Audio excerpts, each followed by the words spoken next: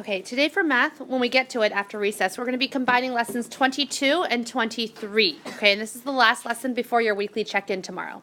And today's math lesson really just builds upon yesterday's. If you flip your notebook back to yesterday's math problems, how many digits were in our divisor? 2. How many digits were in our wholes? 3. 3 or sometimes 2, right? How many digits were in our quotients? 1. Did we ever have a 2-digit quotient yesterday? No. No. So that's the difference. Today's math problems, we are going to have 2 and 3-digit quotients. Okay, I'm going to show you how that works. Okay, but first let's talk about the problem of the day.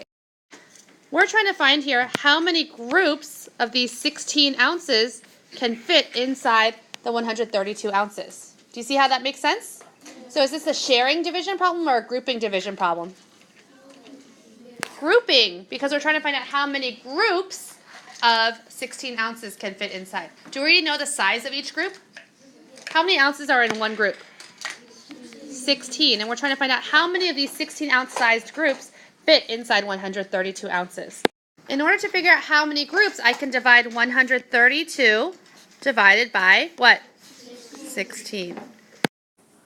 So when we write this into fractions, we can see that, by the way, that symbol means is not equal. We can see that 8 pounds, 4 ounces is definitely not the same as 8.4 pounds. Do you see that? Okay. So which one's more? 8 and 4/16 or 8 and 4/10? 8 and 4/10. 8 and 4/10. So they're not equal. So when you're writing your answer, you need to write it like this. If you write it like this, 8.4 pounds, that is not correct. Yeah, look at this remainder. What's the remainder, everyone? 40. And the divisor is 38. So that shows that when our remainder is 40, but our divisor is 38, we can divide again, as Ananya said, right? If I have 40 things left over, can I give each 38 of them one more time? Yeah. So that would mean our quotient really, instead of being 4, should be 5. And then, if I distribute one more to each group, I have to take away 38 more. So what's the remainder? 2. Okay. Now, when this student did the check, it still worked out, didn't it? But that's not correct, right? Okay, so it's almost like you have to double check for yourself. Haley, I want you to make sure you're paying attention.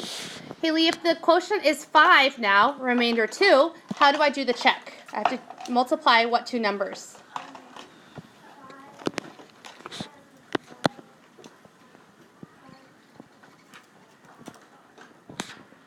To check, we have to multiply 5 and 38. Okay, let's all make sure in our notebooks, let's do 5 times 38 so we can see what that equals.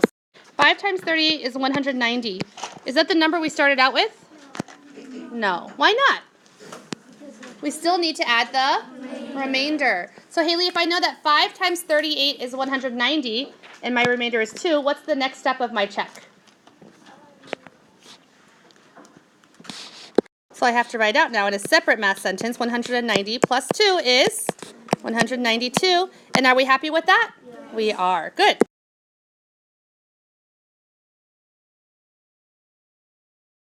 So when we're going to estimate, we're again going to round the divisor first. What number is our divisor? 17. 17 is pretty close to what number? 20. So you can see right here that I've rounded our divisor of 17 to 20. Now, instead of calling it 591s, I've decided to call it 59 tens, because that way I don't have to worry about this last 0. Do you see that? Okay. 59 is really close to 60. Is 60 compatible with 20? Yes. Okay, so what's 60 divided by 20? 3, but what units are we in?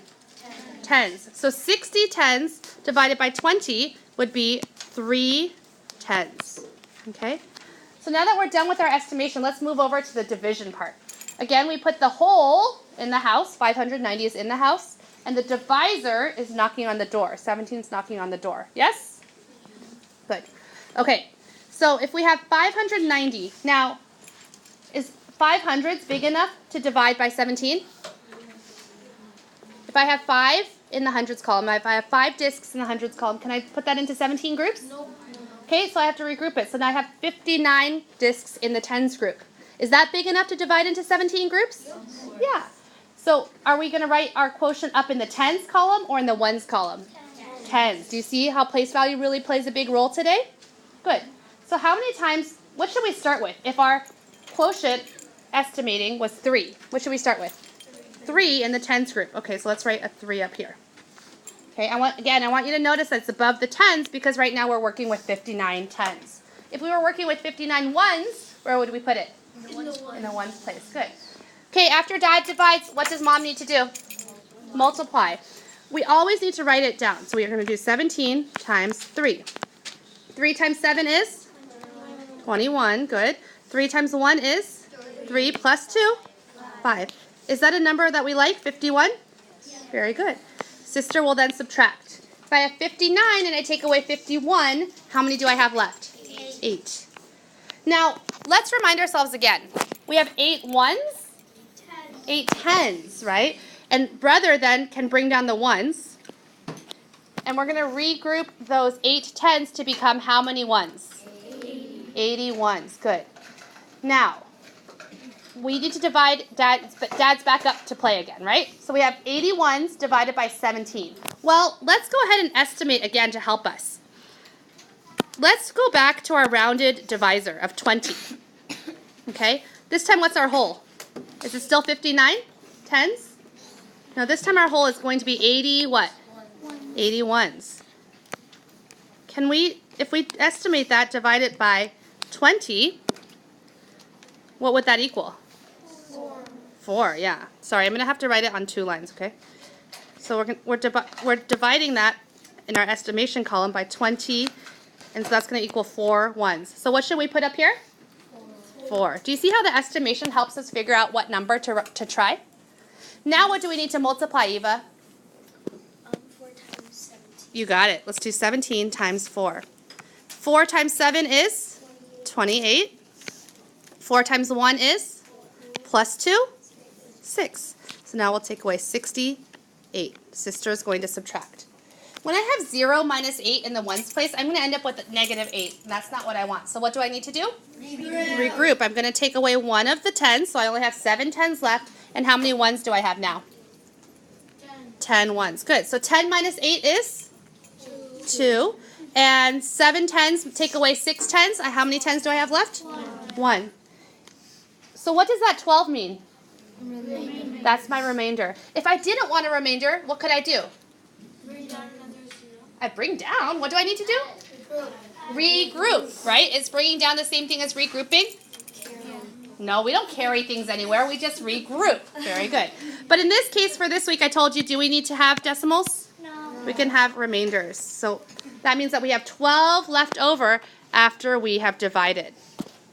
Okay. Are we done? We need to do what? Check. What 2 numbers do I need to multiply in order to check? Turjo? 34 times 7. Very good. We're going to take our quotient, which is 34, and we're going to multiply it by our divisor, which is 17. So we have to do 34 times 17. Luckily, we know how to do this. 7 times 4 is 28. 7 times 3 is 21 plus 2 is 23. Good. And then I love it when I have a 1. But is it a 1 or is it a 10? 10. So I need to add a 0 to the ones place. And then 1 times 34, of course, is 34. Okay? When I add it up, I get 578. Then what do I need to do? You have to add the remainder. I have to add the remainder. So I have to rewrite it. 578 plus, what's my remainder? 12. What's 578 plus 12? 590. Are we happy with that number? Yes. Because it is our whole. So then we can put a check mark to show that we have completed the cycle. Do you see how that works? Great. Because we know we're going to have to do multiple estimates, don't do your estimate yet. We're not going to do the whole number estimate, okay? We're going to do it based on each individual part. So what you're going to do first is you're going to write down your standard algorithm. What's your whole? 6,247, okay? What is your divisor? 29, okay? So you're going to set up your standard algorithm first. Then we're going to look at the whole starting from the biggest place value. What's the biggest place value in the whole? Thousands. Thousands. We have 6 of them. Is that enough to divide by 29? No. So we have to regroup it. So let's look at the next part. Okay, so let's look at these two together. What number is that? 62. And it's in what place value? Hundreds. So what we're doing over here is we're going to estimate 62 hundredths divided by 29. Does that make sense? That's the first estimate we're going to do. So what's our divisor? It's 29. It's pretty close to what number? 30. Okay. And so 62 hundredths is pretty close to what number that would be easily divisible? 62 hundredths? 60 hundredths. Okay. And what is 60 hundredths divided by 30? 2. But our unit is hundreds. Good. Okay, so that tells you that in your standard algorithm, when you do the dividing, you're going to start with the 2 in the hundredths place. Does that make sense? Okay, now we're going to do the multiplication. So now that I've done the dad, mother, sister, brother, divide, multiply, subtract, and bring down for the first digit in my quotient, I'm ready to do the next one. And before, the first digit is in the what place value? Hundreds. And now I'm working in the tens. So now what problem I'm thinking of actually doing is 44 tens divided by 29, right? Do you see that? Yeah. Okay, so my new estimate over here, it would be 44 tens divided by 29. Okay, but let's estimate. 29, again, is pretty close to 30. And what number should I try this time? How many tens? 30 tens, right? I could choose 30 or 60. Which one should I choose? 30, right? So let's do 30 tens. If I have 30 tens divided by 30, what do I get? 1 10. That means in my standard algorithm, I'm going to write a 1. I'm going to try a 1 in the tens column. Okay. Do you have to show your work for this multiplication? No. Because 1 times 29 is 29. So Mom just multiplied it in her head. Very good job, Mom. Okay, now sister's going to subtract. Of course, we're going to have to regroup. So if I have 14 ones and I take away 9, what do I have left? 5. And then 3 minus 2 is 1. Okay. Now brother's going to bring down, so I have 157 ones. Okay. What am I going to have to do again? Estimate. So over here, if I have 157 ones divided by 29, 29 is still close to 30, right? And what number is close to 157 that's compatible with 30? 150. Good. What's 150 divided by 30? 5. So what 5 and what's the place value? Ones. So what number should we try up here in the quotient? 5. Okay. And then Mom's going to have to multiply this time. She will have to write it down in the scratch work area. 29 times 5. So 9 times 5 is 45. 5 times 2 is 10 plus 4, 14. So I have 145. And sister's going to subtract. And what do I get as my remainder? 12. Is it smaller than my divisor? Yes. So I'm happy with this. I'm going to write remainder 12. I'm going to box my answer for now, but to really make sure I'm correct, what do I need to do? Check. In order to check, I need to multiply my quotient. What's my quotient?